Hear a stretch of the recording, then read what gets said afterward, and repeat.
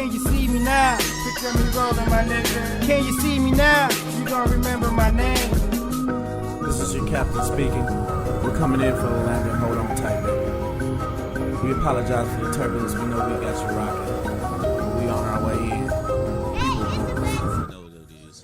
Like, subscribe. Give us that follow on the Howling Wolff podcast. We on Instagram, we on Spotify, and of course the big umbrella Jungle Juice Network, full of shows for you to follow.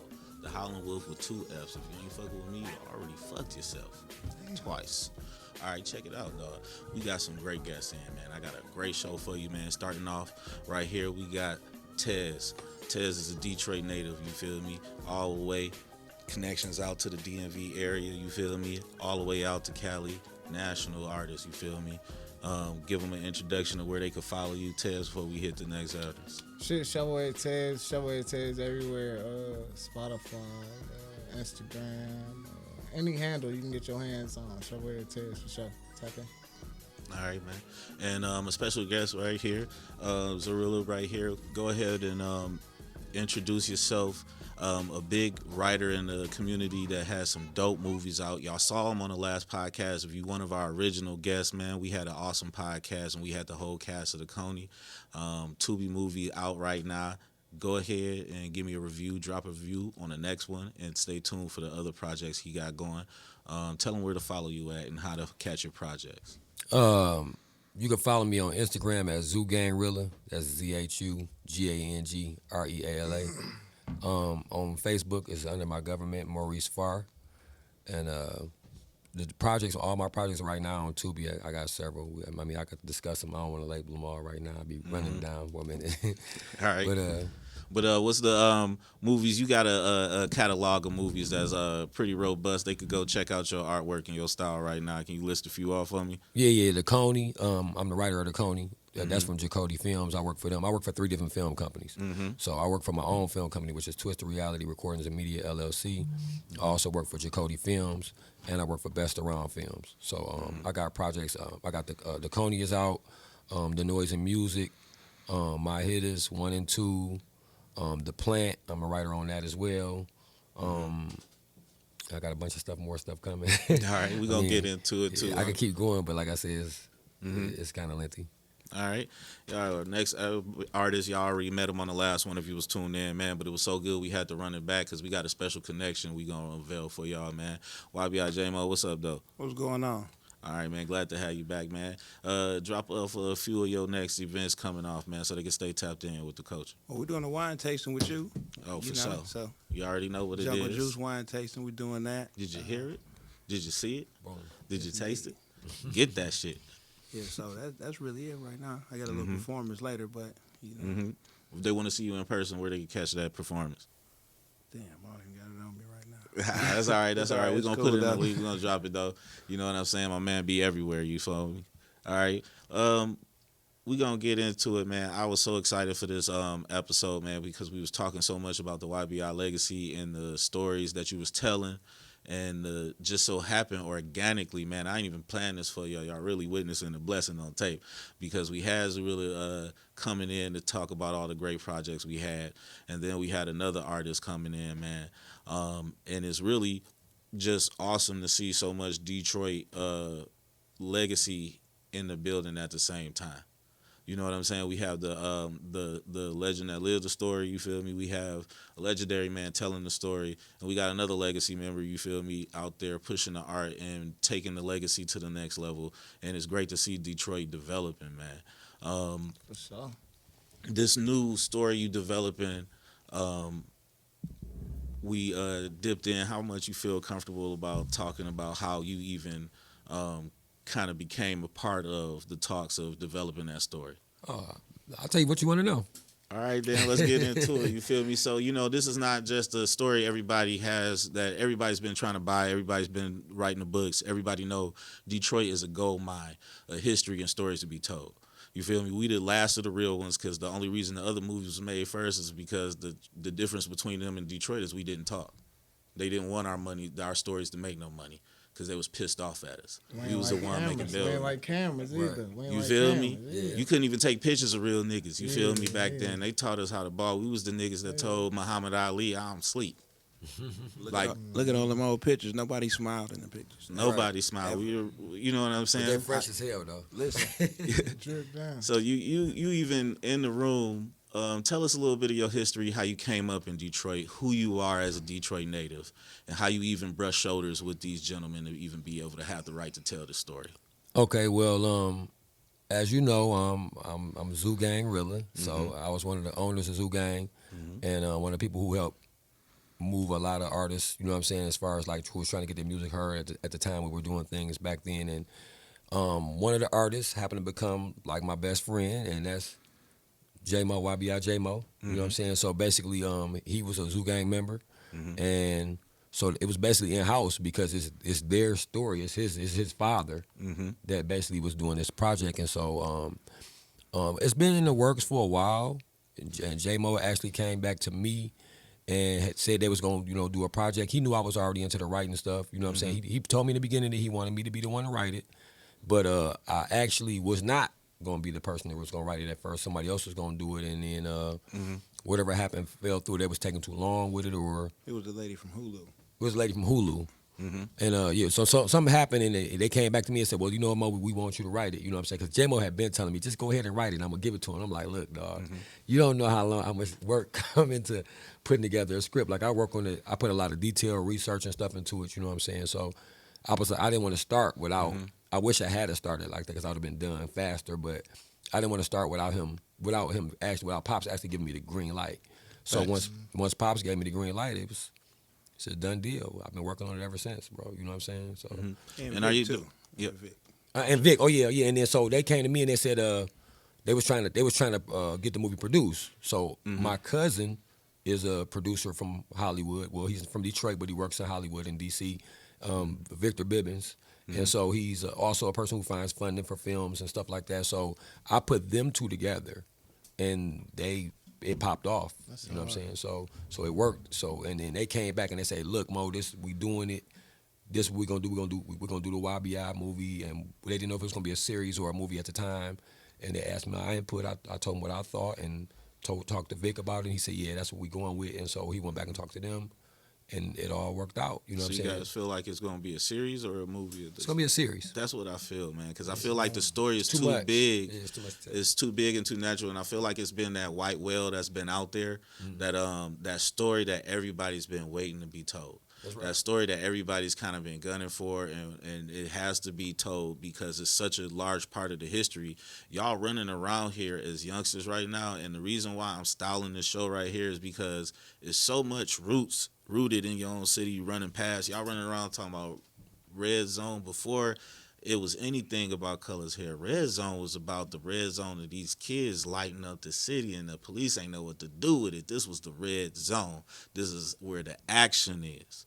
You feel me? And then it went all the way from Dexter to the east side and spread to where they just took all over the city from east to west to southwest, and to where it was a national thing. And it's like these phrases and these techniques is out there, and it's like it's everybody has their story being told. And I feel like Detroit is really getting a shine where it's like we've been behind the scenes pushing the whole culture forward, and they don't want to kind of let those stories out. And at this time, there's no stories left to be told, but that's as authentic as ours. You feel me? And that's why I feel like it has to be a series. It's just too much information. Oh yeah, it's a series. It's for sure a series. For sure, man. We talked about how much YBI influenced hip hop back in the day, and we got two legacy members of a great family right here that's directly from Zoo Gang Rilla that spawned off of you. And you've been in the game for so long that you got two whole grown men with careers that done branched off of you, and you in a whole different lane with movies and stuff now. Oh, yeah. You know what I'm saying? I'm gonna hop over here to you, Tez, man. Can you tell us about how you and Zoo Gang even have roots and connected, and how you began recording and stuff? Let's cut into it. So, it's my uncle, right? This was my father. R.I.P. to my father, Shovelhead. First shovel. What up, though? This was my father, man. It's his right hand, So when he figured out I did music, you know, mom dropped me off, got my crib, he come pick me up. We in that boy, I snapped. And shit, the rest is history, you feel me? Make sure I had Unc number in tuck. I'm like, I just got Pro Tools, what I need to do? He like, do this, do that. I'm like, I just got Fruit Loops, what I need to do? He like, do this, do that. And it's just really just been putting a play together. To this day, if I need to know anything, what I need to do, you feel me? So that's how that connection is, how that shit gonna stay. And that's what it is. That's what I learned so much just from a lot of people don't know back in the day. This is my cousin. We're all family, you know what I'm saying? And the first person I ever recorded a song with was him and my other cousin James. Okay. And I still actually got that song. And it's so funny because him and another cousin on my mom's side, shout out to Unusual Minds, the brother and sister duo, dynamic duo, some of the greatest producers I ever worked with. I learned so much in those 2 recording sessions, and you could see the grooming. I mean, this was way back when we were 16. Mm-hmm. By that time, he was already traveling from state to state with a whole studio in the trunk of his car. Oh, for sure. Everywhere he stopped, he was recording. With every person he bumped into, he was recording. I wasn't even rapping. My man had me recording, and I'm not a rapper. If you my cousin, nigga, you rap, man. It was hard. If you my cousin, nigga, you rapping, nigga. Come on, nigga. I'll write it, nigga. I'll do whatever. Exactly. Let's go, nigga. This nigga pulled up with a studio and taught me, nah, you got to put the hook together like this, and you got to do this. And then he was like, all right, you changed with the melodic part, and then you got to, I was like, I thought you had 3 people singing that. No, that's me. I just do this, then I do this. And I'm like, bro, I'm blown back because, like, he a grown man, but this is at 16. He like a prodigy. He's a creator. Yeah. He was a creator. He had all his own equipment. He was completely independent. I seen it was possible. He was sending me distribution contests he was winning with Lil Wayne, and I mean, he wasn't even out of high school yet. So I knew he was destined to it, and it's just showing how deep your roots is in the city and how many, if you got some respect for these people you looking at, they digging with the old shit, and this nigga old head, he got gray hair now. He don't know nothing about what's popping now. He been consistently putting roots in the city and pushing culture forward, and it's really time for you to get your flowers because this man career, I'm podcasting right now. One of the first guests I ever had on was you, and you hit me after the podcast. You got something here. Hey, I just got this task can. What I do, do it like this. This how you do it. Right. Hey, I don't know how to edit this shit. This looking crazy. How to do it. This how Come you over need to to my do it. house. Listen, This yeah. how you need to do it. Telling you. This 20 I'm years, telling you. same conversation, same consistency, bro. Yeah. You know what I'm saying? If don't nobody else tell you thank you, man, I'm blessed that you ain't never changed. You feel me?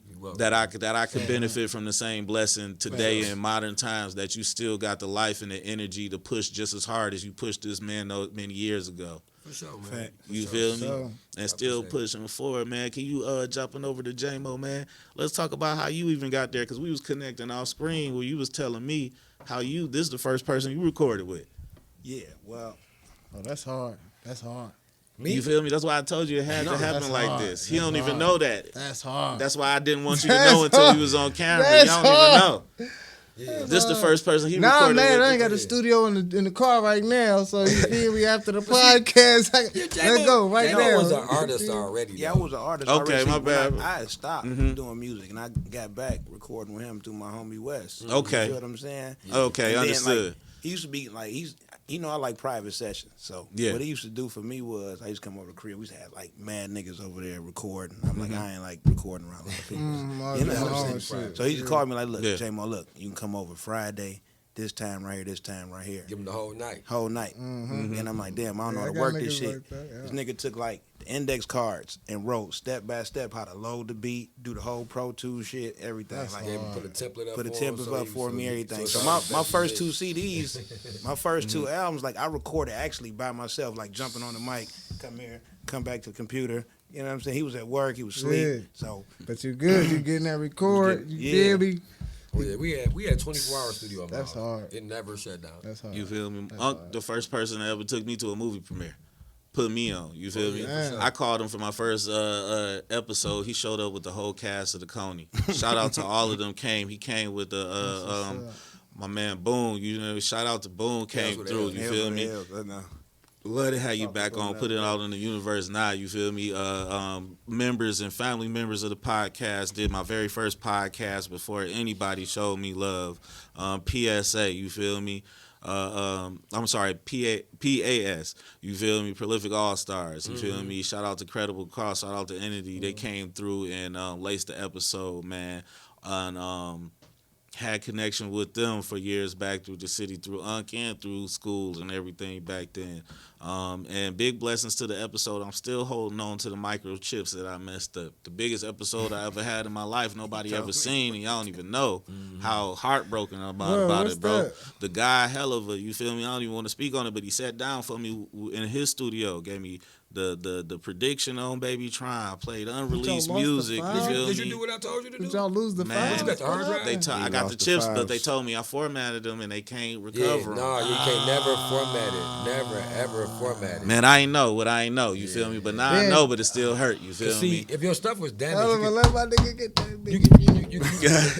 Let my nigga get that bitch again. if your stuff was damaged, you could take it. And I asked him a question that I feel genuinely he's never been asked before, and I don't even ever want to repeat it until I get that opportunity to speak on it. You feel me? But I feel like it was one of them aha moments that you can't never just recreate.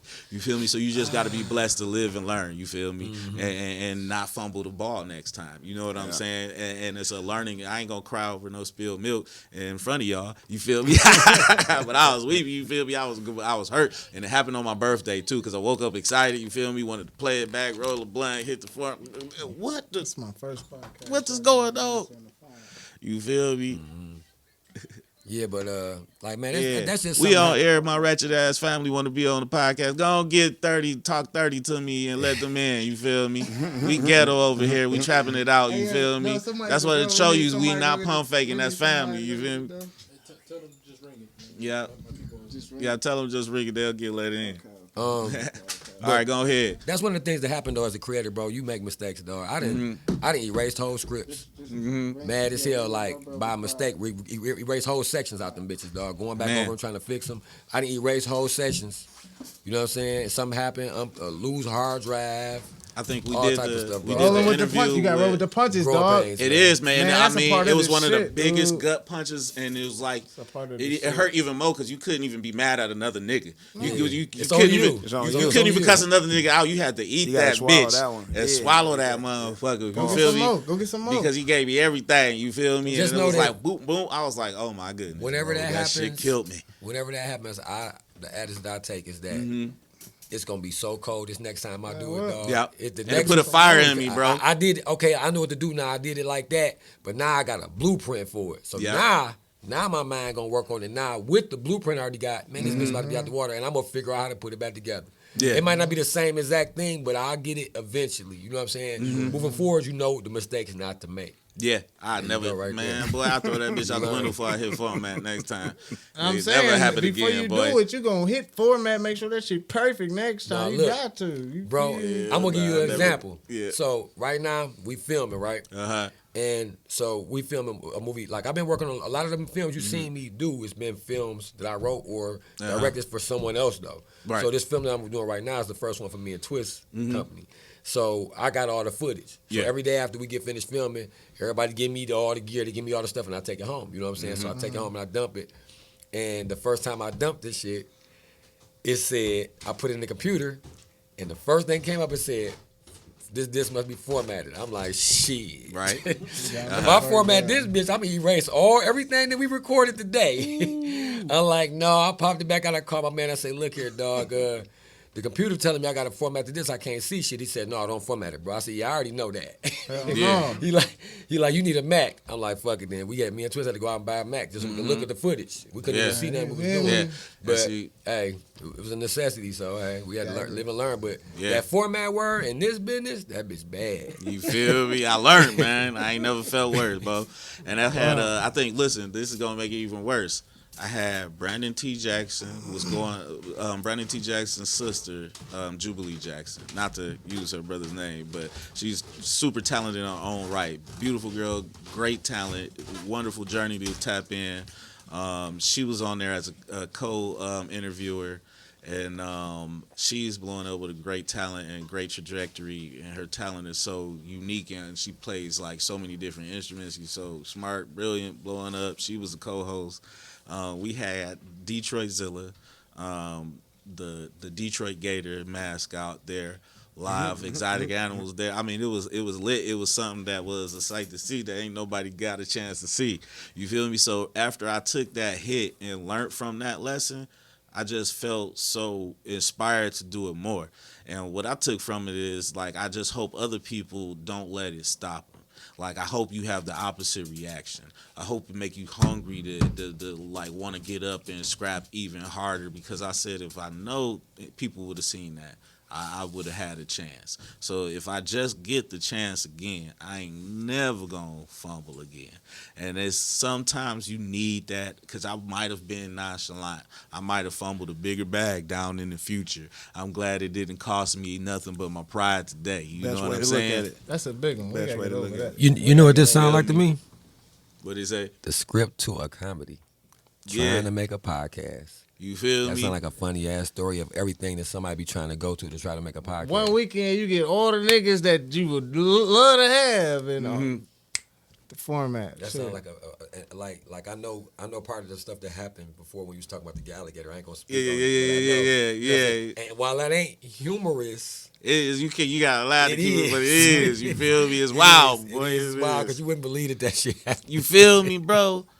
You see what I'm feel saying? me, So bro? like I could just see I could see somebody Yeah. trying to make a podcast and they trying to become famous and they trying all this wild and crazy stuff. Yeah. And it never be working. You feel That sound me? like a good ass. It do, and I love them. I'm gonna have to go ahead and home tonight and feel put me? that Like shit we- together. That's a We already that's a got- spin. you know That's what a I'm spin saying? like a motherfucker. You know But that's what I'm how Uncle Mine worked, and then so I was gonna say too, not to jump too far ahead, but your history of being locked up and going through so many things that could really tear a man down and make him weaker, but all your stories really end up with you coming out either telling your story through the lens of comedy and a positive lens, or using it as fuel to put motivation and a battery in somebody else's back. You know what I'm saying? And I think it just pours out of you naturally. But how do you develop that in the midst of so much adversity, being locked up in a type of system that's not even designed for a human being to be in, and come out being able to show so much more humanity than He everybody wrote else? a comedy about that shit. I can't even He find can't it. find I it. That can't was the find funniest it. shit That's- ever. That was my Listen, first script First ever. time I met him, look, this is about this. They like, read this. I wrote this when I was locked up. Yeah. Like, nigga, I'm down that bitch in tears, dog. So like Tears. Straight up. to give you some insight on my writing journey. Yeah. And this will help you answer some of your question. Yeah. So basically, I just feel like I always felt I was pretty good. I always was a good writer. Like even when you go back to my school days. In school, when I was in elementary, middle school, I won awards and I had stuff in the museum and I had all these. I was in like a oratorical class line. You know, like I was a speechwriter and shit like Word. that for others and stuff like that. So I already pretty much had a writing background. But as far as the telling the stories, it took me to go to prison to really get into writing. You know what I'm saying? So I went to prison and I don't fuck with nobody, man. You know what I'm saying? I ain't really got no, I'm the type of guy get along with everybody. I ain't got no enemies and shit like that. But I get to prison and I'm seeing all this crazy shit like everywhere I go, because the journey through prison, I was in the feds. Yeah. So I caught my case out of state. I was in jail for a minute. I left there. I went to Oklahoma. I was in Oklahoma for a minute. I left there. I went somewhere else. I went back to Pennsylvania. I was in like the worst jail ever in Pennsylvania, but I was really just in transport, but it was bad storm during the time, so I was stuck there for longer than what I should have been there, you know what I'm saying? And I went from there to like a camp. They didn't even have no fences. Motherfuckers used to sneak out and do all type of shit, you know what I'm saying? Like real shit, like it's some shit that's gonna have you crying. Man, I love to hear them stories, That bro. nigga said niggas I used to love sneak out at the When I got niggas there- used to sneak out. What the fuck? Like, I was a short timer basically by the time I got to this camp. I was ready to go home. You know what I'm saying? So I'm like, I ain't doing shit to get in no trouble, nigga. I'm almost out this bitch or whatnot. So I was trying to find something to with my time to do. You know what I'm saying? So I was hooping at first because I'm a good ball player. You know what I'm saying? So everybody know I'm a good ball player. I got a basketball tattoo. Niggas like, oh man, come, you must hoop. Come play on my team. I go out there. Hoop, I'm averaging like 30 points a game. Niggas want to fight over this shit, stab niggas over basketball and all that shit. You know, I'm like, I'm straight. I'm about to go home in like 10 months, nigga. I don't give a fuck about this I'm about game. to write a movie, man. Right. I like, Fuck it I up. took a class. I said, you know what, I got this much time left. I'm going to take this class. This Okay, could have class been a shit- comedian. This class should take me out the door, basically. So I go figure out all these classes. Everybody taking horticulture, everybody taking cooking. I'm like, I don't want to do none of that shit. You know, so they had a computer class. I already know computers. Yeah. I was already writing. I was like our leader everywhere I'm at in every situation. I'm our leader. So I'm the nigga who our clerk, our manager, I'm everything. I was a rapper before I went there, so I was running the crew and all that. If I went to jail, all of that shit. You know what I'm saying? So in here ain't no difference. I'm like, I'm trying to find something to do to operate my time like I would facilitate when I was on the outside. So I had a job. I go to work for a certain amount of time. I come there. I go to this class. Day over with. You know what I'm saying? So I was trying to program myself. So this class I took, it was supposed to last like 6 months. I finished the whole class on the first day. Okay. So now I'm just in the class with nothing to do. Everybody else in there learning shit, and I already did. I did the whole booklet on the first day. I ain't gonna lie, I was one of them kids that used to get work what they work fast and it all be right, and then I get bored and decide to fuck with the rest of the class. Yep. I mean, gotta and there you ain't really fucking with the shit right You ain't really fucking with the rest of the class in jail. You feel me? Yeah. You feel me? You ain't really fucking with the rest of the class in jail. You Right. ain't really trying to fuck Well, I with mean, nobody, like you, know? yeah. You on your shit. Yeah. It ain't like being in high school. You know what I'm saying? Any Right. incident can turn like it go from 0 to 60. Yeah. And just like that for real. You know what I'm saying? Right. So basically, I just said, well, I'm about to write the story. So I started writing this story and shit. So the guy who ran the class, inmates run everything in there. There was another inmate who ran the class. Right. So he came back there and was sit like when he teach the class what to do, but when the class wasn't, when they was doing their class work, he Right. come sit behind me and be reading the story that I'm typing and shit. He like, man, this shit funny as hell, dog. Let me print it out. I'm gonna pass it around. And Right. so I wrote like an episode, and he took that bitch and he gave it around to everybody. It went all the way through the whole motherfucking prison. Word. And so everybody wanted to read it. They was coming up, they was paying me. Like, hey man. Because that was my next question. Did it turn to the hustle? It turned into the hustle. Everybody Yeah. in jail, your money is like meats. Yeah. Soups and That's shit. your money and shit, soups or whatever. So niggas come to me, like one nigga read it, they was coming back like, man, shit, I give you 2 meats, read it, whatever. So it went through and then they waiting for the rest of the shit. I just was fucking around, really. You know what I'm saying? So now I'm like, let me get that second episode. You nigga. feel Come me? on, About nigga. that go back fiend there and like nigga. shit. Everybody like, when the next part coming? So I went there and started just writing that bitch up. And I got like, at the time I didn't know how to write movies. Yeah. You know what I'm saying? I'm just telling a story. Yeah. It was funny though. You know? That shit, I Especially- read it. Nigga, especially the whole for thing. That shit was funny as funny hell, as fuck. Man. Especially It was niggas in funny as jail. fuck, dog. Yeah. If you was in jail, you know all the jail shit is in there. The dumb shit that niggas do in jail. Yeah. And so He had that bitch in a vanilla envelope. Yep. everybody was reading that bitch, and I was like, you know, I wrote my one homeboy Wayne the Bang. I said, bro, I'm in here. Everybody keep telling me that I can make movies when I get out here. So I want to try to get into that. Send me a book about writing movies, how to structure movies. 'Cause I don't know how they're supposed to be structured. Right. And so he couldn't find no book that was gonna like teach me. Right. But what he did was he sent me a real screenplay of a real movie. Yeah, that's the The exact same Shawshank thing my Redemption. homie did. He sent me The Wizard of Oz. Yeah, so I got the Shawshank Redemption screenplay, and once I got it and I seen it, like, oh, all the details was in there because it was a shooting script. So the director's angles was in there and what was going on in the day. Then I said, okay, I'm gonna write my shit like this, and it got considerably better. You know what I'm saying? I basically just studied that book, and I kept writing that story. And the nigga who was printing my story out in there, he got sent to the hole. He was because, like I say. If you read, I'm gonna try to reproduce that story. I swear to God, I tell Twist that all the time because I feel like if we could find some place, if I could film it, that's what be keep me from producing a lot of my movies. The ability to film it. I ain't got a big budget. I can't go rent this. I can't go rent that. Yeah. If I can create the prison camp though, which is, might be We ain't got possible. nothing but contractors That in was the the family. We setting? gonna That build was a the set. setting? The setting is a prison camp. Yeah. Yeah, and ain't even no fence, so I don't need no fence around it. I just Yeah. need the space. You ain't. Hey, Oh, you had the gun line, boss? No, it is a gun line. But You it had the ain't- gun line, boss? God damn. This It shit ain't, wild, listen, dog. It ain't like what you shit think. never- Hey, dog never said it was seen, funny. He bro, read that dog. shit out here. And said I'm gonna that give I you read one. that shit out I'm gonna here. give you one Funny, tidbit, bro. crazy. I'm gonna give you Yeah. one. I'm gonna give you one scenario. Yeah. So I got to prison, and I'm in prison. Even though I've been moved around in prison, I'm still like myself. I ain't never think I was niggas gonna go to prison. You know what I'm saying? So I'm still in shock, nigga. I'm like a year and a half, 2 years in. I'm still in shock that I'm in prison. You know what I'm saying? So I get moved to another place. I don't know a motherfucking soul. I got to go through this shit again. You know what I'm saying? And then you got to learn what the parameters, what you can do with niggas, what niggas around niggas. And I pretty much try to stay to myself. So I'm at this new prison. I'm walking around, nigga, just basically moping and shit like, what the fuck? Where the fuck am I at? You know what I'm saying? Yeah. So the first nigga that walked up to me, just let me know it's different. First off, I go meet my bunkie now, and it's an old ass white man and a big super cocky ass Mexican and a wife beater, like a nigga you probably wouldn't speak to. You know what I'm saying? That was on the street. And so when I go in there, I say, hey, what's up, fellas? Y'all all right? Neither one of the niggas said shit. They just was looked at me. You know what I'm saying? So I threw my shit on my bunk. I said, library, lunchroom? They still ain't say shit. So I said, all right. I just walked off. You know what I'm saying? Like, fuck, I'm going to find it on my own. I'm definitely not about to ask nobody else shit. This is my bunk. So I ain't asking nobody else shit. If he ain't going to ask me, I ain't asking nobody shit. Nigga I live with ain't talking to me. So right. I'm walking to the where motherfucking library was at. Yeah. And the nigga walked up on me. It's summertime. They got this big ass, hot ass coat on. My first thing is, what the fuck is he on? Oh, that's a bulletproof vest. It's hot. I don't know what he in. Like I said, I don't know what's going on here. He walk up. He like, you new here, huh, bro? I'm like, yeah. Nigga opened his phone up, opened his coat up. He got like every motherfucking phone in America, nigga, in the coat. He got iPhone 7s, whatever you want, nigga. Okay.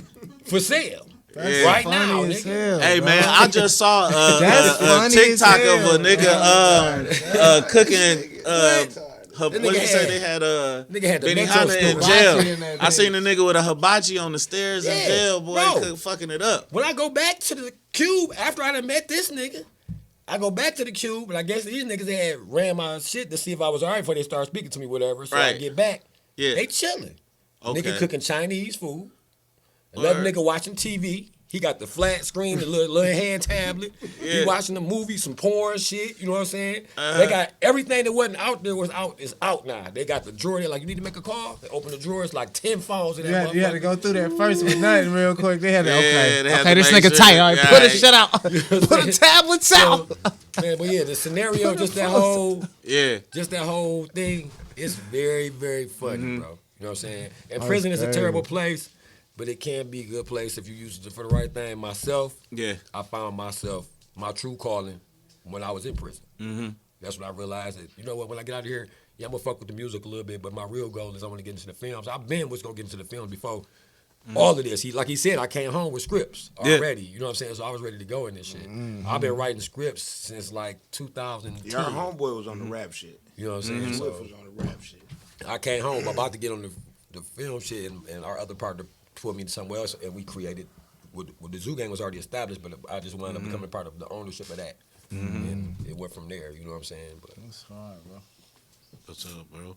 How many more time we got, man? We gonna go to break, and then we're gonna bring back a few more guests after this, and I got a bunch more surprises for y'all, man. So stay tuned, man. We kicking it for a while. What up, though? We back. It's the Howling Wolff and another excerpt. We back with the same cast, man. I wanted to get into all the things, man, give y'all a little bit more time because there's so many different things you branched off with. We talked about the different filmmaking companies you worked with, and we talked about the Zoo Gang, man. Can we talk about anything else that you in the products of creating right now? yes, I am currently working on the screenplay adaptation of the book by Big Pep, bound by Honor, Torn by Greed, the YBI story. And it's like the greatest thing I ever worked on. Right. And that's the series that we're going to be developing, and it's going to be a movie as well to go with it based off the book. It's a series. I guess it's going to just be a TV series. So Okay, the TV series. I'm doing a pilot episode right now, but I'm scripted to write the whole series. Right. And you can also catch the whole catalog on Tubi. There's so many movies out there for y'all. Go ahead, tap in. YBI Jaimo, you see the Omi eyes right here, man. I've been off it for a week, and I'm telling you, I can give you an honest review, man. I've been drinking this travel bottle, changed the game. You know like what it? I'm saying? I like it, man. I'm definitely going to get a few of the glass bottles just to put up in, but I'm not going to lie, this little 2-pour, little quick grab, bro. I've been on the grind, just kind of shaking and moving, man. I even threw one of these motherfuckers in the freezer, had me a little frozen wine cooler, relax with at the crib, and it still tasted good. I done tried to experiment the little plastic bottle, you know what I'm saying? It's so convenient. Travel with me anywhere, and it's a nice sweet red. It ain't bitter or nothing, and it hit hard with no hangover. It's the natural. I'm telling you, bro, it's my shit right now. Even my mama on it, man. I want a little bit of if I want a Chardonnay if you got it. I do. That's what I really want. I would like a dry red. We got 10 flavors. For sure. I knew you was gonna love that. I told you this when I first met you. I said, dog, you gonna love Jaimo. Yeah, because the first episode we was talking about wine. He been telling me ever since, man. I got this guy, man. He owned the wine because I had my girl just took a wine tour of Michigan. And she went to all the different vineyards and brought me a bottle back from each vineyard. You know what I'm saying? So we was testing the wine on the first episode. I was like, man, this is what I need. This is my type of vibe. I should have brought out a partner. He was in Spain. He sent me a bottle of wine from Spain. He only it's like a little winery down there. He sent it to me like last week. I got it in the mail. Word. Like, yeah. So I didn't open it yet though. I wanted to try it. So. Oh man, I had the whole thing lit up for you, man. You had a charcuterie board out, all that, man. I probably ain't say that right, but We're you know gonna say what that. I meant. We're gonna say that for the tasting though. Yeah, that's what it is. We'll say that for the tasting. For sure. I definitely got to be there. I need to get some of the wine in the movie, in the Deceitful Family movie I'm shooting right now too. Gotcha. That's another project I'm doing right now. Is the Deceitful Family story. That way. That's in production. When we talked about last time, what we're working on now, we working on the sake brand. It's called Yashka. Right, You know? we did say we was branching off into sake. Yes. That's what me and my brother working on now. So it's called Yashka. As you know, the history of that right there. Man, I think that sounds dope, bro. You know what, man? I think people love the Japanese culture right now and the Asian culture and the anime culture, bro. You get you a cold ass bottle that come with a little tiny sake cup, ceramic sake cup or something, and a little cold ass bottle, something like that, boy, that you can right pour, there, like it, but it got a little That's easy. souvenir, That's doable right like there, the too. thing too. See, I met a glass blower years ago, so Man, when the sake come around, that's what we're gonna get in the custom bottle. Then we want to have it like the samurai, just his image. That's what it's gonna look like. The bottle. That's cold. You know. That's cold. I think that's so dope. That's hard as shit. I wanted to get into that shit too, but you know that shit take time. You gotta know what you're talking about. I'm not about to get into that wine, boy. That liquor, You keep boy. doing what you're doing with the music, man. That's what you do. Yeah, I do the music. Branch will always be You feel branching me? off, man. But you doing more than the music, man, because I see the drip, man. And let's talk about it, bro, because everybody got a little something to bounce, man. And I'm telling you, I need that black boy. I seen it online. I seen you and Big Lock. Yeah, man. Shout out to Big Lock. Free that nigga Big Lock right now, man. And we've been business partners for life. I told your mama to send me something for the movie last week. She said she tagged somebody on there. Hey, we got you. I got the whole inventory at the crib, man. Good. Like that. But look, this is Big Boy Money. You know what I'm saying? Clothing. I'm stand up. I don't know. Yeah, go ahead, man. It is. We get you together. Stand up. This the sweatsuit right here. For sure.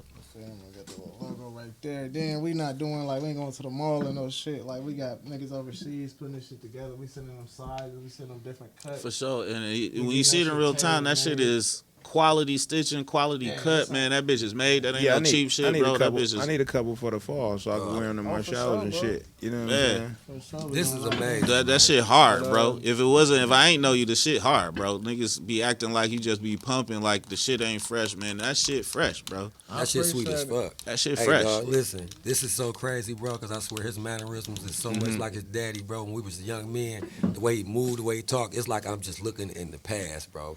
Man. This is fucking me up, man. Long live Shovelhead, you feel me? Long live DNA, James, shit. long live I might all the act lost like you ones we got. sometimes. You feel me? Send the DNA, huh? But yeah, BBM, man, the gear, the website. I'm Shovelhead Tez, you know what I'm saying? At Shovelhead Tez, all handles everywhere. You find that, you're gonna find the gear. We got the website up. You can order it. You know it's coming straight to you. Ain't playing no games. Quality. It's fly, too. Hey, for sure, man. Appreciate y'all. Hey, you know what I'm saying? I appreciate y'all for coming. Thank you for sharing all the products. Stay tuned, man, because we having live events. I want y'all to stay tapped in. We definitely going to have a premiere. We definitely going to have the wine tasting. There's so many events about to come out. Stay tuned. There's so many other podcasts on the network that we working with that's going to be at the events, too. So there's a lot of stuff for people interested in everything. Thank y'all for coming, man. It's an honor to always have blessing you, to be man. here. Y'all know what it is. Y'all regulars, y'all family. Tap the line anytime. You know what I'm saying? Y'all welcome back. Just like that. Man. Hey, Yes, just like sir. that, man. You feel me? For sure. All right. We going to another quick break, man. After this next song, I got a best guest, man. I got Jess Vibes coming with the Talk 30 to me, man. All right? Come on, man. New podcast coming out. We're going to start off with a few segments, man. Got a few topics to top it up, man. And she going to be vibing with some dope artists I got, man. Let y'all know who they is when we come right back, all right? Yo, it's your boy, Howling Wolff, man, the Big Rick. On the scene again, man. We got a whole new setup for y'all, man. I want to introduce y'all to a great new podcast, man. Coming and blessing us with a segment. We got Jess Vibes in the Talk 30 to me. One half of the Talk 30 to me. Demi, Big Coach Demi is not here today, man, but she's here in spirit. To stand in, we have Crystal Styles coming to bring us some hot takes, man. But first off, before I get into that, man, let me introduce y'all to my man Juan, man. Tell us a little bit about you, man. Hot new artist, man. Got a new project talking to us. It's called Honest. Y'all about to get a sneak peek and a little bit of behind the scenes information on how he making that project before it drop, man. Yeah, so I go by Juan.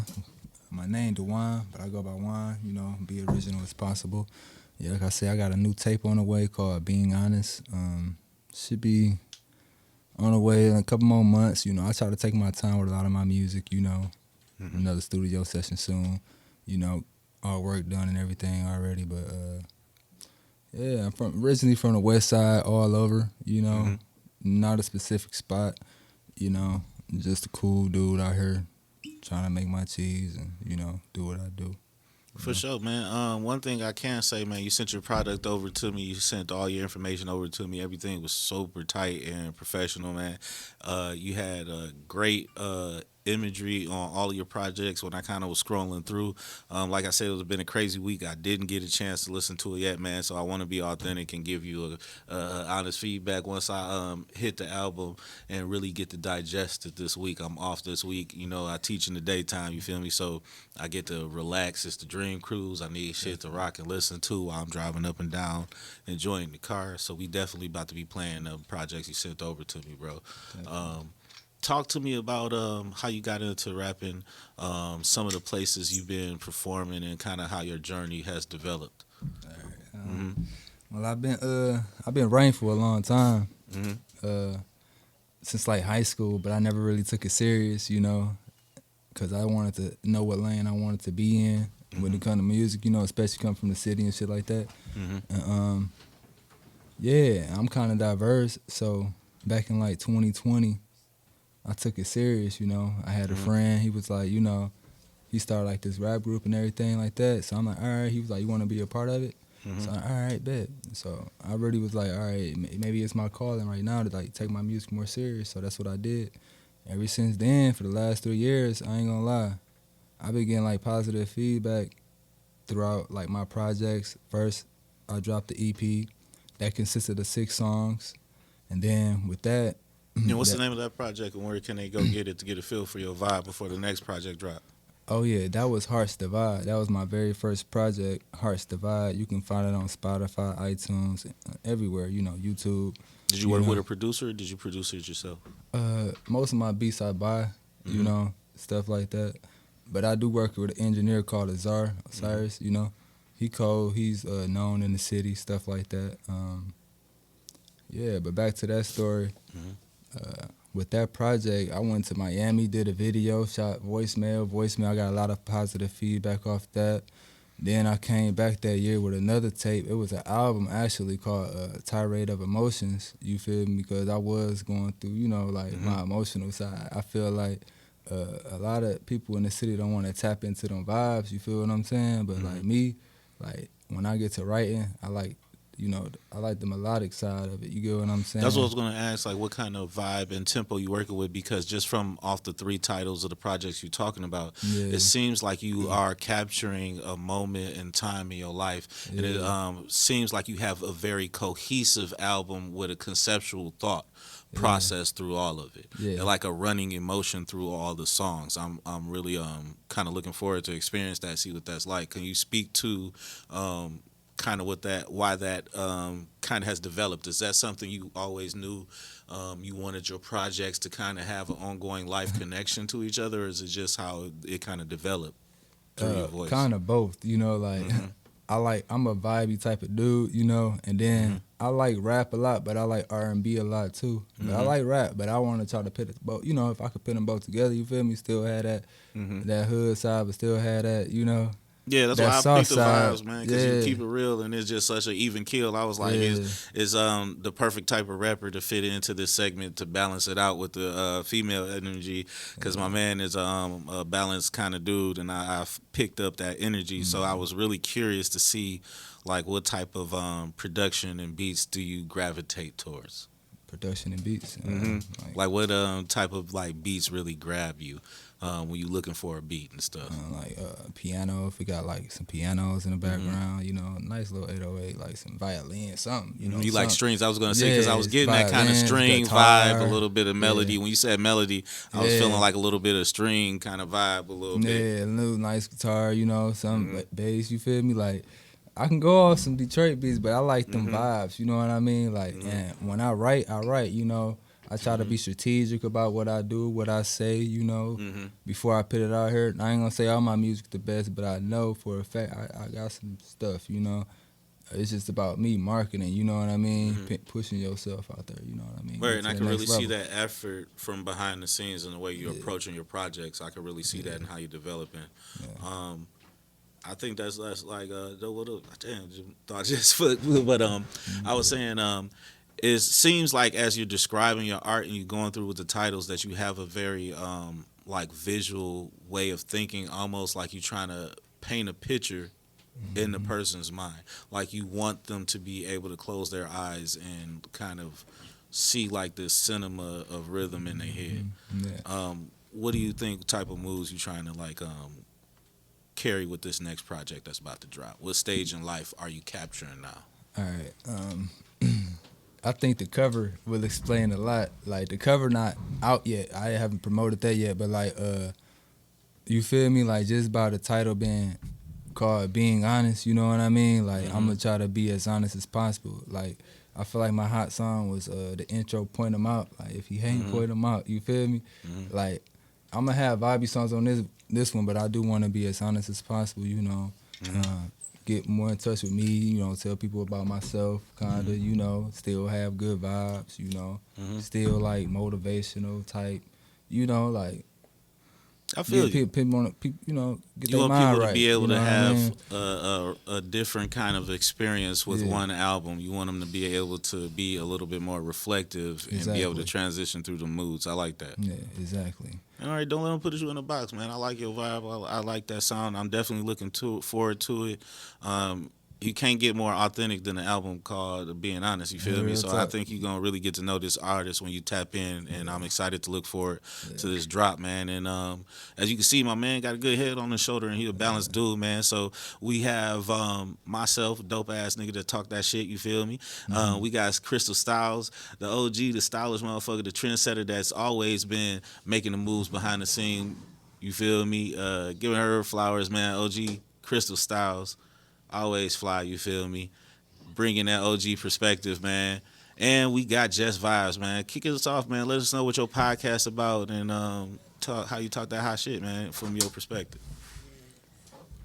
What your podcast you feel like gonna be about? Okay, so it's called 30 as Fuck. I'm just turning 30, so me going into my 30s, like, ain't nobody tell me it's gonna be this hard. Like, I'm experiencing some shit, okay? But 30 as Fuck, though, it's kind of, me and my sister, we talked about doing this for a minute, dog. And when I was approaching 30, we had just lost our brother, car accident, and he was 32. So we like, this the time, gotta make it happen, you know, like life is short. Like we need to, like, you know, speed up on it. So, you know, we started working on it. But it was something that I wanted to do for a long time anyway, because I came from a family like where we have a red table talk discussion, like it could be Monday, a weekday, like we just all gather, you know, in the kitchen and we would just start a conversation and it just go deeper and deeper, and you got like everybody at the table like, oh shit, like damn, like I am. Facts, I've been there for you some know? of them talks. I understand. It's like something talking about your about life, you know, financial, like you know where you want to be at, where you not at. So it can go there. So you know, I was like, why not? You know, 30. and that's why I thought this would be a great segment, and I really wanted you to get moving on that because I think that you really do got a great idea and a talent for that. It's the perfect platform because you're sharing a treasure that we didn't really realize was a treasure to us until we got out into the world and had to interact with the world and understand that we was really protected from a lot of things that we didn't know other people didn't have regularly. We were blessed with a lot of experience that other people didn't have, and to be able to have those red table talks with 3 generations of your family, like I was blessed to be able to have my great grandmother, my grandmother, my mother in the same house, like all those generations living at the same in the same time. So that's that like it's like being able to see the future because they're that far ahead of you and that much more experience, and through the lens of what's going on in present and what's past is like a cheat code. Like a GTA cheat code to life. So why not share that? You feel me? Like that definitely had to give you some dope ass perspectives on shit when you problem sized it. Or it could have been crazy. Like I don't know. How you feel like having that many generations in one house affected you? Well, my mom has 6 sisters, okay? Like no uncles. My nana, she had 4 brothers, but something about women all together, they knowing your business. Nobody can never like be out of nothing. I mean, if you got in trouble in school, she telling this auntie, and you gotta sit in the middle of the scene, and you being put on the spot, and they all on your ass. That's what I mean. It's like, oh, like now when you older, like you appreciate those things, like you like cherish those, like damn, like they really like was six mamas basically. I ain't say it was fun. I said it was valuable. Diamonds is valuable, but it's hard as fuck to dig them bitches up. Okay. Even now, I'm 30. Like even now, like shit, like you go through it now for sure. But you know, I look at 30 like I would say like 21. Like I'm elevating. I think 30 is like reflecting, like should be looking back like on your 20s, like what you did in your 20s, what you not going to do in your 30s, because 30 is like you grown as fuck.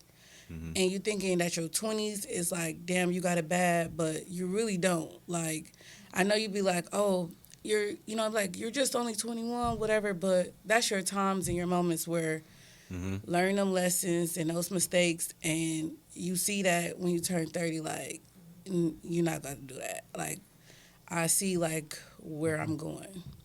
I think that's the secret that they didn't tell us. Like, in your early 20s, they cut you loose, right? And you're an adult at 18. And then, like, right around 22, you start interacting with these adults that, like, I figured this shit out. I'm going to do everything different. All the shit they ain't tell me that's right. I'm going to prove that it's right. And they know everything. And they got this information. And half the time, the information you do have is correct, right? But here's the joke. Information ain't knowledge, motherfucker. Information ain't shit. Knowledge is information that is practiced and proven over time that can be demonstrated. What you have is information. And when you get charged up in a battery in your back because you got information, and you go out into the world and figure out that, oh, I got a problem that ain't on the manual. And I ain't got a solution for this shit. Now, but I did it right, and now you freaking out because you can't figure out how it's wrong. What 30 brings into your mind is you take the perception that you have in 20. You are in control of your perception. You control of the choices you're making. You experimenting. You don't want no restraint. And then in 30, all of a sudden that perception turns to perspective. Now it's like, okay, I got the right to do this, but what is this action going to benefit me? How is this going to make an effect? Is this sacrifice now worth the benefit then? And you begin to use the information with more wisdom and tactfulness. And that's why I think that Talk 30 to me is so valuable, because there's so much good on the young side and there's so much good on the elder side, but they tricked us into disconnecting from each other. Yeah. You need young niggas to hit. I can't work shit on Instagram. No. But I'm popping on that bitch, but I don't know how to use that bitch because I need you niggas to keep me yeah, popping and because, tell me how to use it. You know, and then I have a little sister, 21, and I'm definitely, she's my go-to for social media. Mm-hmm. I don't know Or how to if do you shit. see me working my iPhone, like, I be like, damn, this shit is, girl, all you gotta do is just slide that down. Like, I'm like, no, it wasn't that simple. I tried that. I want to say this on behalf of all old niggas. Fuck y'all tone. Okay, listen, I done had to fucking help my grandmama reprogram a motherfucking VCR over the motherfucking phone in her motherfucking 70s. Nigga, help me with this shit and be nice. Motherfucker, you little young. All you gotta do is this. Look, bitch, I wasn't born with listen, the internet. My nana is 84. They be hoeing the shit out of me, man. 82. Y'all be hoeing the shit out of me, and it's too spicy. Look, Nana is 82, and she on social media bad. Like, she know how to work it. She if you tell her over the phone like how to work something, she gonna figure it out. Like, she be irritated when you be trying to tell her like, Nana, do it like this. Just tell me step by step. I got it. She got it. She got it. My mom's got it. She got it. And she be straight. And she's dope. And I don't get no attitude. So if I can do that, man, y'all niggas could show me how to repost this shit, man. Don't be talking to me like I can't read, bruh. Yeah, no. Y'all young niggas be disrespectful with it. Y'all be so happy y'all know some shit we don't know. Yeah. You know what I mean? My mom's dope. That's why y'all taxes be getting taken, because y'all don't listen to us. You know what? Y'all be out there talking shit to old niggas and you gonna ask us questions at the wrong time. We gonna hold information back from y'all. If y'all can't help me with my post, little niggas, I'm holding information back. No gatekeepers. With the taxes. I'm not. That's what I'm talking about, nigga. Y'all little dumb bitch. I don't know. We don't gatekeep here. Yeah. Hey, they be gatekeeping on the tricks and stuff, man. They don't be telling me nothing. Well, what you need, I got it. Say you got everything. Well, you know, don't tell everybody because they don't like that. So, yeah, I do. Mm-hmm. But they don't like it. Yeah, I do. All right, man. So, Straight up. let's hit us up, man. Sorry about it. Let's get into the. Go ahead and get into it. Yeah, let's get into that section. Yeah. And go ahead and bust out some of those topics we had, and let's see what the panel got to say. All right. Ooh. Okay. Okay. Take a shot to that. How about like you have a topic? Let's put it on. Me, girl. Yeah. Listen, I stay ready. What you got? Come on. What you got? What you got? Because I stay ready. Anything. Let's just drop it on the table. What? Mm-hmm. Well, I got one, man. I'm gonna bring it in with this one. I live for a topic. All right. What I had this experience with Wendy, hot topics. I live for a topic. No, it's Crystal Stop topic. I live for a topic. What you got today? All right, let me get it out for you. All right, get it in. All right, so listen. Yeah. This is the part where you stop talking. Okay. All right. God damn, my, you got tipsy already. I know. Let me give it to her. That's not what I was here for. I thought I was doing my job.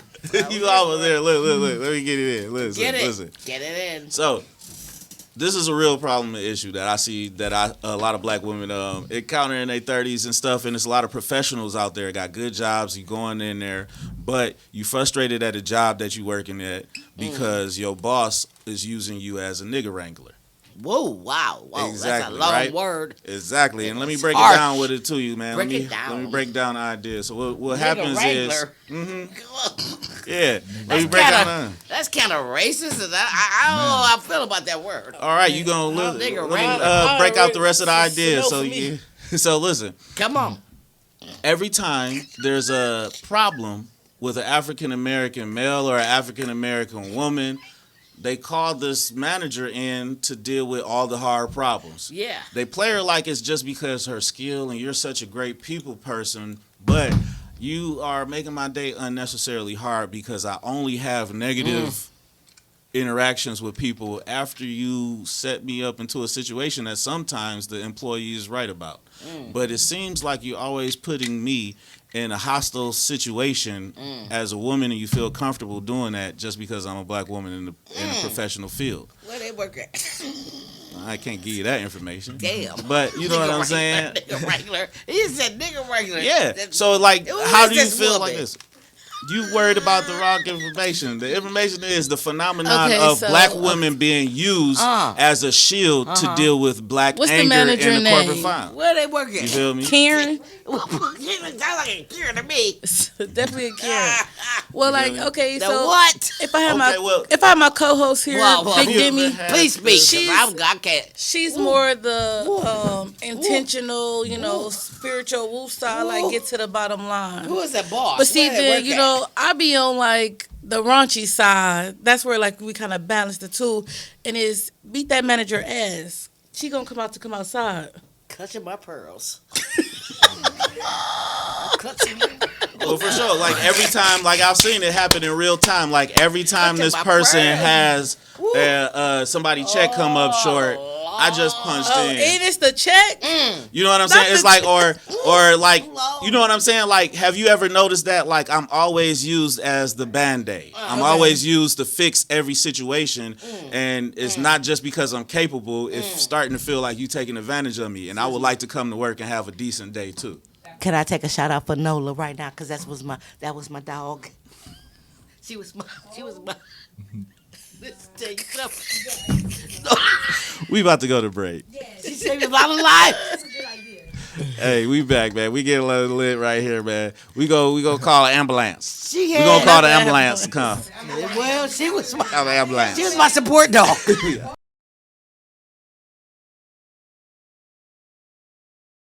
Hey, yo, what up, though, man? We back again, man. We hollering with the Wolff. You know how I get in this bitch. We get a little crazy, niggas tipsy. We been drinking for about an hour, man. You know how the pie get, man. We back ready.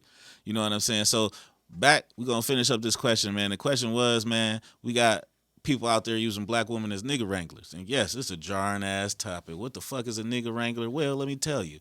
When little Susie don't want to address Becky because she feel like Becky got a problem with her, she just walk up to the bitch and say something. But when she got a problem with Keisha, she go get one of y'all to go be her bulletproof vest because she don't want to get her ass whooped. She don't want the aggression pointed towards her. She don't want to get yelled at. She don't want nobody blowing up at her because they don't want to put the effort into interacting with us. And I don't feel like it's fair for black women to always have to put up with that and always have to have the day dictated by whether a white bitch got the courage to deal with her own problems. And I just want to know, is that a problem that y'all deal with as black women and professionals? You ever had to tell one of your white friends that you got to get your own work on the block because you always put me in the hot seat with other people, using me as a shield? Definitely for me because I do work in education. I'm an academic behavioral specialist, so you see that on a database, even because at the school I'm at, it is definitely a lot of Beckys that's, you know, ahead. So I deal with that with them, even talking to the parents, because a lot of the kids that's there are black kids, and they don't want to be, they don't want to like have that conflict with the parents. So they want to use me because I'm behavioral. Oh, can you contact this parent for this reason? Or if they see me doing this, can you set up this meeting? And that's not my job. Like, you know, you supposed to handle this. Now, facts, I had to feel like that. Like, every time they had a problem with a black person, they needed me to address the person. Now, I'm not saying that I can't navigate the problem, but, like, if every interaction you got is like being a Band-Aid on a situation that's already about to blow up, I'm never coming to work just to have a smooth ass day.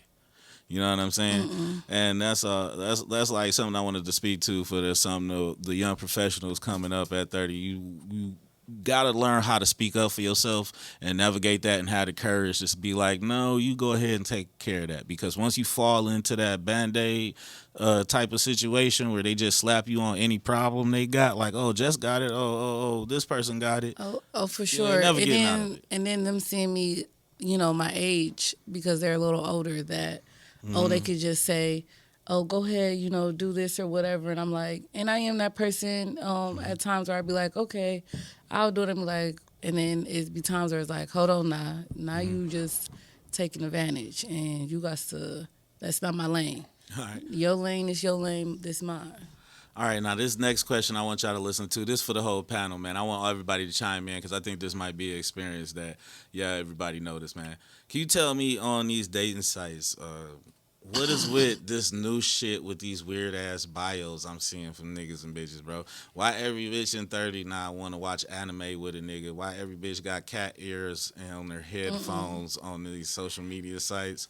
Why every bitch looking for a Christian man with their whole life story and the pictures of them holding a fucking baby on a dating site? Like, why do you have the toddler in your picture?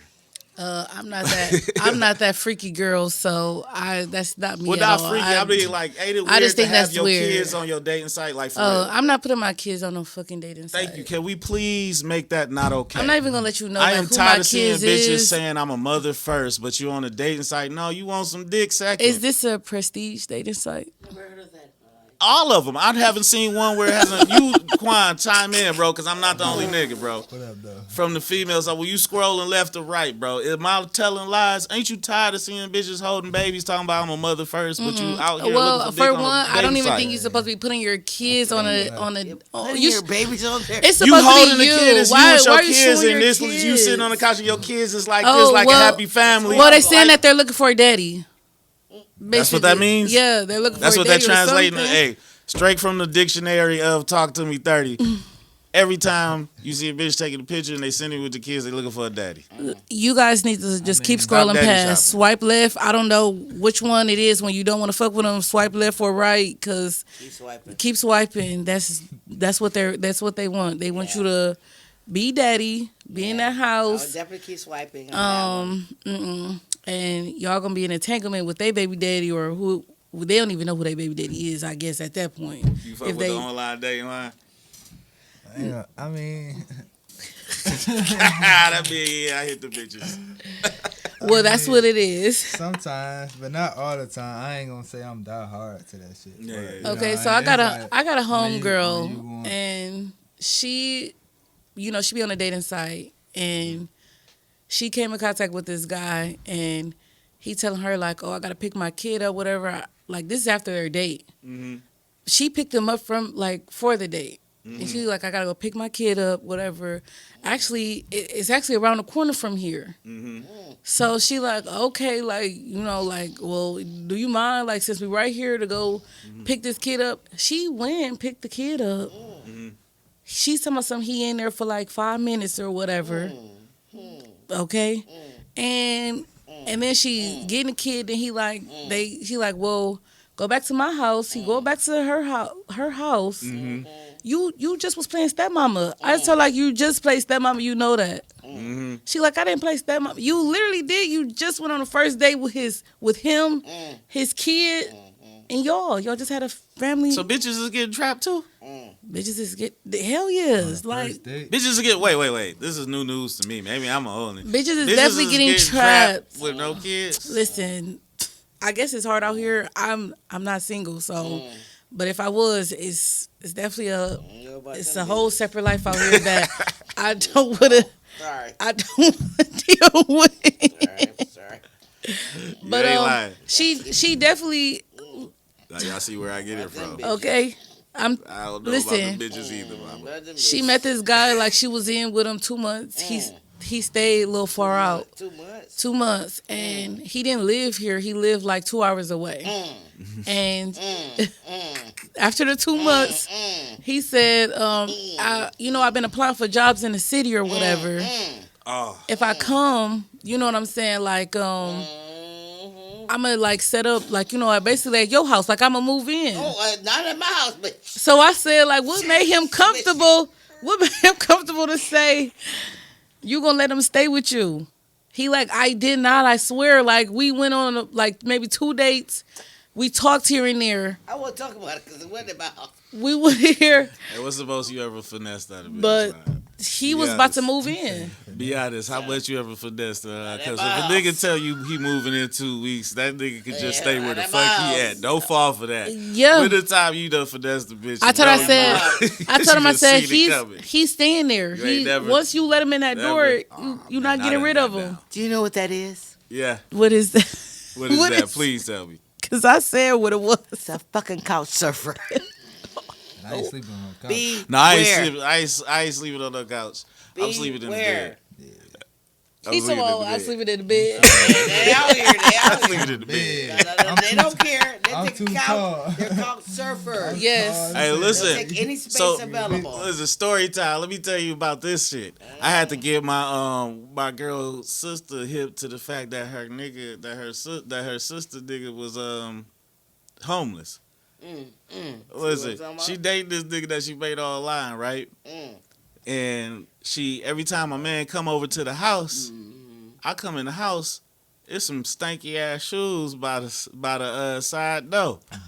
You feel me? But I'll never see the person. It's just go to the morning. So I see the shit about 3 times in a row. I asked her, I said, your sister got the dude been staying over regularly? Been over here about 3 days? Yeah.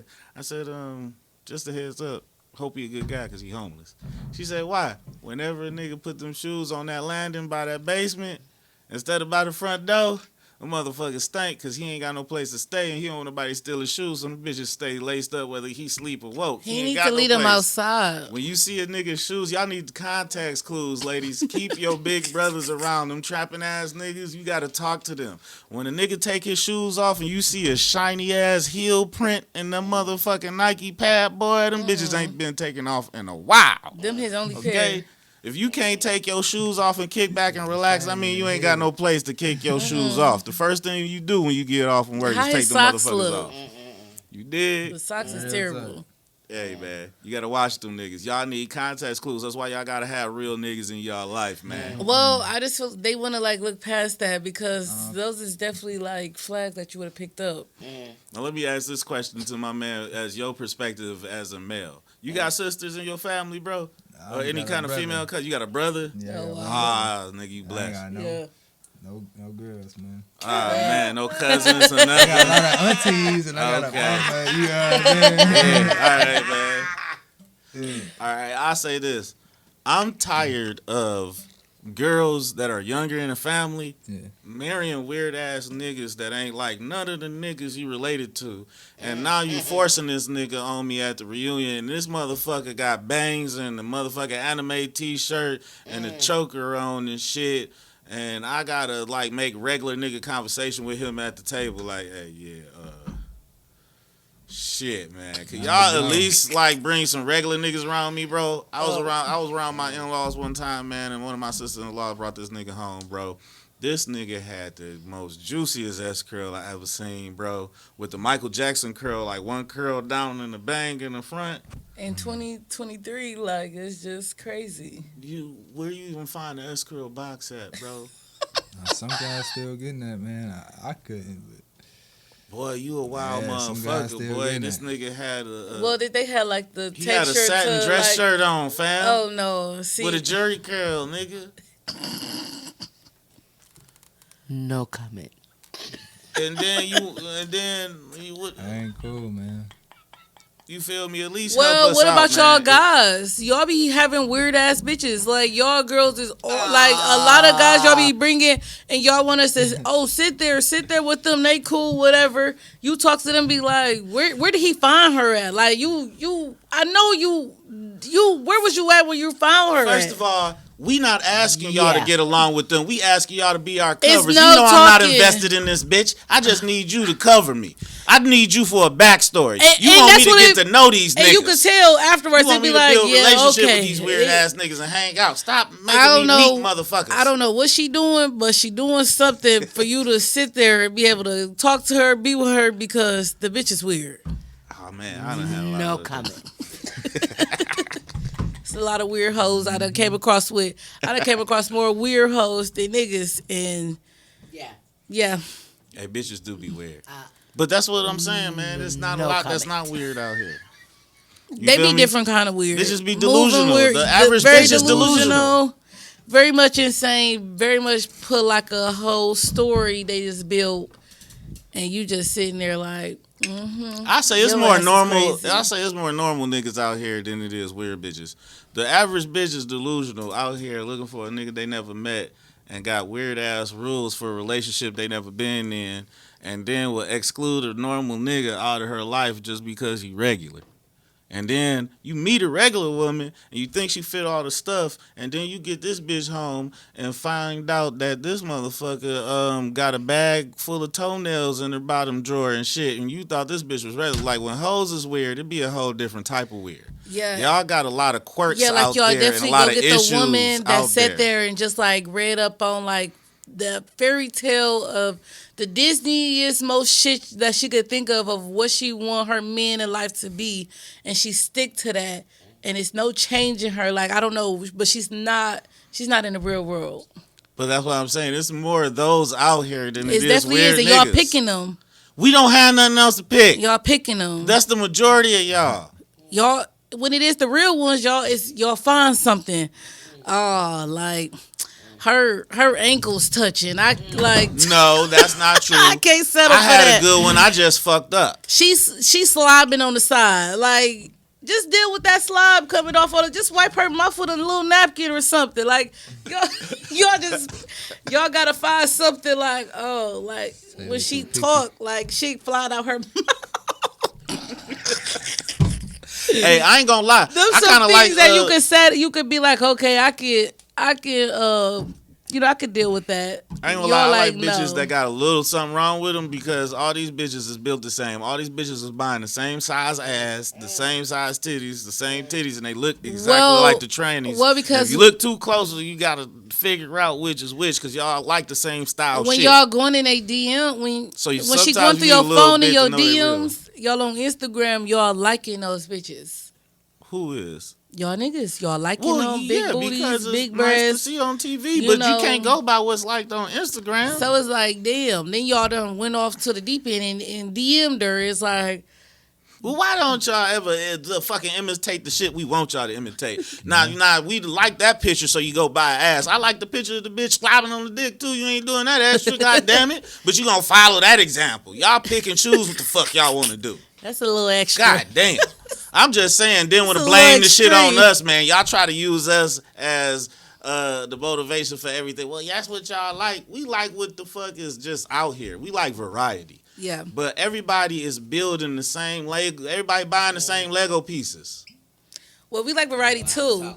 We like to get dick down different every night too. We like a little different shit. You guys gotta come different too. Fuck these hoes. They ain't shit, motherfucker. But I ain't talking right now. I'm sorry. Okay. Here we go. This shit. Some bullshit. Hey. Motherfucker. It's my segment. Another day. It ain't today. I'm gonna be quiet. You already talking. You might as well talk your shit. They call me when it's 50 and something. It's 30 and something. It's fuck. 50 and something. It's fuck. What's on the 50 and something with the niggas? All niggas be on bullshit too. 50 definitely do. Bullshit. 50. All niggas be fucking these Them hoes and be on bullshit. Them is the main ones. Y'all right there be on some bullshit. First of all, 50 as fuck. Let me tell you. Y'all ready? Yeah. Yeah, We ready. We listening. No, you're not. Y'all ain't even I'm here ready. for it. Because half of them got limp noodles. And we got to deal with that. Damn. Half of them live with somebody. Got to deal with that. I thought they be... Half of them got some kind of medical issue. You got to deal with that. Even with the blue pill? They ain't got the Bluetooth. The young niggas I got don't Bluetooth. deal with none of them. You got a pill, a deal, or something you got going on with you. I ain't got problems. I got to deal with it. I don't even like green shit. So you don't even deal with them at all? Nope. Bitch, you on kale, you on vegetarian, you got all these kind of problems. You like, you should be real healthy then. I am, bitch. Fuck you. I just had to take up yesterday, motherfucker. I'm real healthy. What the fuck? catch up with me, ho. The fuck? Yes, I am. I need to start juicing. Yeah, maybe you do. Well, shit, like, I know, but well, you just gave me the whole thread with the 50-year-olds, them, like, 40, I ain't, first of all, starting at 45. Let's be clear. Hold on. Let's be clear. I ain't gave you shit, okay? I'm telling you what I'm dealing with, okay? Well, what if, like, if you want us to go in there? A whole bunch of limp noodles. All I got to say. A whole bunch of limp noodles. Gotta satisfy yourself. No, I ain't satisfied. No, I ain't say that. I'm just telling you what I'm telling you what I'm dealing with. I ain't saying I'm dealing with. Hold on. Let me tell you something now. Wait a minute now. Yo, my auntie, she is something. I am. You got that right. Something. I am something. A firecracker. .com. Hey, what kind of old nigga games do they roll up on you with? What's the old nigga game? I just left one at the MGM the Hey, other girl, day. I'm gonna stand up in it. Listen, no. That's how the old niggas tell to you. Them old niggas got some lines. I left one at the MGM the other day. Nah, I walked right past his ass. Damn. He talking about you good? No, I ain't that. Little talking about I don't like big hats. Well, you should. No. He don't like women with He big don't hats? like. No, he said he don't like big hats. Nigga, I do. He talking about he don't like fedoras. Well, guess what? You fedora. Did he need to put a hat on? He had a little bitty old hat, look like a little bitty man. He look like that little bit. What's that little? They talking about that little nigga on what's that little white, the piggy, the one that's always looking for somebody. I thought I put cat. That little hell no. motherfucker. He had a Everfull hat on. I couldn't get with that part right there. Wow. Nah, damn. And you just walked past them. I did. That you like walk like around the scene, peep the scene. Did a double I back? walked past him. I looked around. I said, no, no. I'm gonna have to tell my homegirls that they have to do that. He said, would you like to sit down? I said, So you seen that shit? You was like, keep on going. He said, but I thought that was you, and you was ordering a drink. I said, and you let me? He said, I said, nah. He's canceled. That's where you fucked up at, nigga. Hey, check this out. What y'all feel about that whole Lizzo thing? Because I find it hilarious. Do you believe her or do you feel like it's a setup? I feel like she did it. She did that shit. Damn.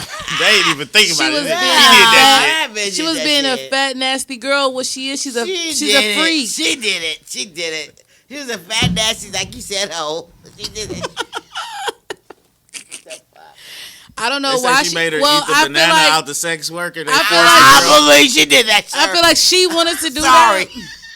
She wanted to do that. She didn't want to talk because I want to take over. She wanted to do that, but she was like, let them do it because she knows it's gonna backfire on her ass. Mm-hmm. But she should have went on ahead and did it. Yeah. She did. Now I had the other girl do it, but the other girl a hoe because, bitch, I would have like blackmailed you off top. Like all of them was hoes. As soon as we left, that was hoes. But I have a hard time relating to people that get pressured into doing shit because I ain't never let a nigga pressure me into doing nothing. So I just don't see how if a gun ain't to your head, how you ain't making me eat a banana out of shit. I'm like, bitch, I won't eat a tomato on a hamburger if I want it. Nobody ever if she pressured you like that, Lizzo got some heavy ass pressure then.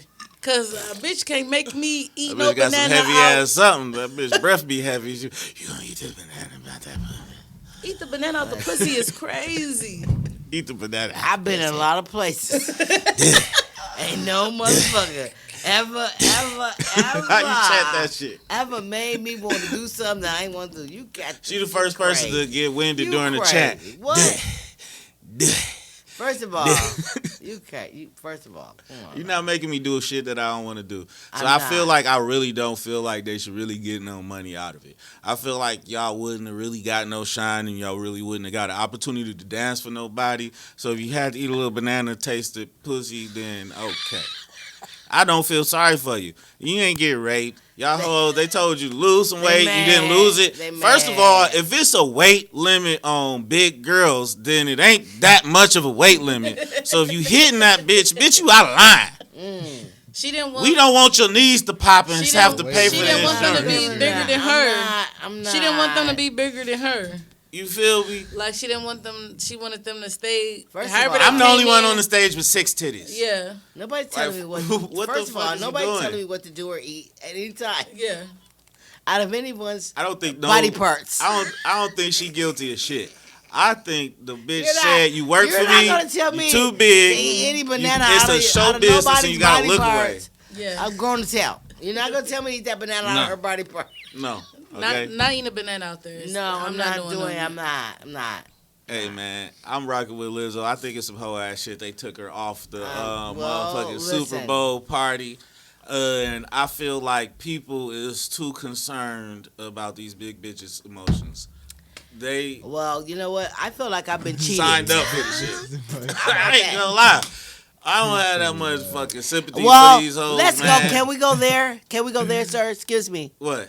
Listen, I've been big for a long motherfucking time and sexy. I ain't never had no problem getting no man, no matter what size I was. I'm just That's saying. cool. I'm just saying. I'm a fat I'm just nigga saying.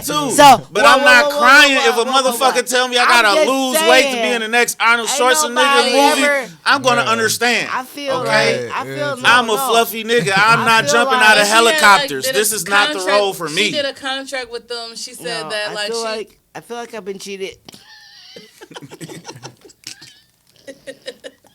I feel like I'm owed some royalties in this motherfucker. Yeah.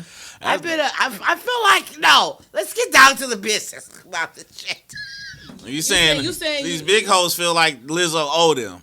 That's why she should get paid. I don't know about Lizzo, but I feel like I'm owed some shit. I've been a bad bitch for a long time. Well, cause she feel I've like she never- one of them. I've never she been one of without the a first nigga. ones. She feel like she one of the first ones. Niggas that, been on like, me for a long was time. a big girl and loved the skin she was in and wore her two. I've been loving my skin I'm know, in. she What do feel like I get? I'm like Snoop. I'm proud because about me. you ain't walking around butt naked Listen, like her, showing your listen, ass. I feel like I'm like Snoop Dogg right now. You're not big as Lizzo. I don't have to be. I feel like Snoop. I'm proud of me. Lizzo take some and you're me. not even in the big girl. You're not even gonna be in that category. 9, 10, and above gets discriminated against. 9, 10, 13, 14, 16. I think we're discriminated against. You know what I'm I don't saying? know. You were I not don't in know. between. I feel like We're y'all in in right between. now. That's why all the big bitches is talking spicy as fuck. They talking We out call, of line, niggas. they call us thick, All I'm saying but they don't want is- to claim us. No, we talking about the thick ones. We not talking Yeah, about regular They love thick, the thick bro. girls. We talking about when you This is all big mine. and This is all me right When do I get my reciprocity? You got to eat that banana out that thing. Then you I got get 6 batches. They just called me. He seen it today. all right. Listen, I saying. will personally Okay, I'm lock gonna- your I'm gonna ass in sit the down. institution. I'm gonna if be I catch quiet. Your ass doing anything Listen, with a banana. This shit is out of line. listen, Okay, I don't want to do anything with I'm bananas. calling veto. I don't even like bananas Y'all anymore. niggas is crazy. I don't even like bananas anymore. I'm done, bro. You never liked I- bananas, so I you don't would have like never did them. that, Joy. This nigga. Hey, that last track, she mentioned bananas about 3 times. I think she did say And I'm bananas. out. Listen, I don't have anything left to say. I'm legally out. And I be in coochie. So I'll never do that. Sorry, Auntie Bitch. I don't need the joy. I'm with you. Yeah. Fuck. What are you talking about? I mean, to I be was. honest, Let the record show. Hold on. The fuck. Let the Let the record record show show. that even That I don't even give a fuck. I'm sorry. I should say F. I should say F. You done said I should the- say that. you I should said- say that. You you said, can say that. sorry. You can say. I can say You can that. say. You can say. I believe you said it. Like I'm very 5 times sorry. already. Yeah. I'm very sorry for saying that F word. Hey, But listen, I'm man. totally in agreement with my niece, because I personally, you know, I'm just saying when you have good coochie, as I do, I'm just saying, Not trying to toot my own horn. You know what I'm saying? I toot mine. You know, well, I'm just saying, you know, I Y'all red you know, foreign tonight. I have. We come from a long line of good coochies. Well, I have coochie products. I'm a feminine care product owner. You know, snapback. That is Get true. that, you know, This is I what life is am. like when your mama sell medicine I for pussy. produce feminine care products. All natural I don't think products. no other nigga can say. All natural He said across products. from his mama while she had this conversation. You know? Yeah, This is what life is like when your mama sell coochie medicine. Well, it's the So if you truth. need to snap back, It's the truth. Yeah. You know, I don't truth. believe in. I believe in protecting the vagina, Definitely. protecting your uterus. I don't believe in. Listen, I have 5 sons. Because you don't know when you I've might have never to sell lifted- it.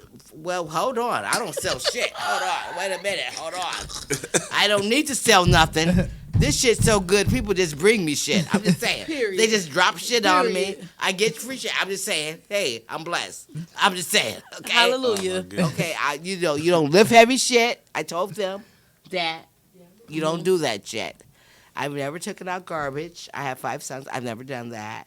I've never lifted heavy shit. He can attest to that. I just had him and his sons lift my whole living room set and put it in another room. I didn't lift shit. I'm just saying. I specifically remember you yelling at girls and say, "Don't pick that up, make your pussy foul off." Exactly. Definitely. Exactly. I Definitely. protect the cooch. I'm not telling you. You say I protect. I protect the cooch. Niggas don't be thinking the Yeah. shit I say is real. You in know, life, I have man. If you Coochie just meet my Chronicles family- that it's coming to you soon. Coochie Chronicles. Could protect the cooch. I was selling them in college. You know, you're lifting all this shit. You shouldn't be doing that. Don't do that. New podcast Don't coming. lift. Pussy on the pedestal. Exactly. Put it on a, you know. Somebody's got to protect it, and that's me. I protect the cooch.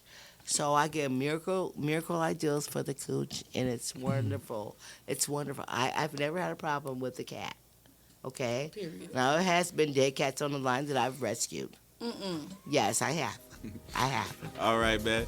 Listen, it's been a great time, man. I Thank you. appreciate you, Thank Crystal you. Styles, for Thank coming you. in, man. Thank Thank you. you so much. Thank you. Jess Vibes, man. Jess Juan Vibes. Thank is you. gonna be back next week, man. So tune in again with Juan, man. We appreciate you so much for sticking around. We had a action-packed episode today. We did. We got Smoke Something podcast coming on Absolutely. next week, man. Absolutely. Bringing the heat, dope ass group of guys, dope ass Absolutely. podcast. They're gonna be on next week, man. So stay tuned, bro. Thanks for everybody watching, and thanks to all my guests, man. Thank you. See y'all next week. See ya.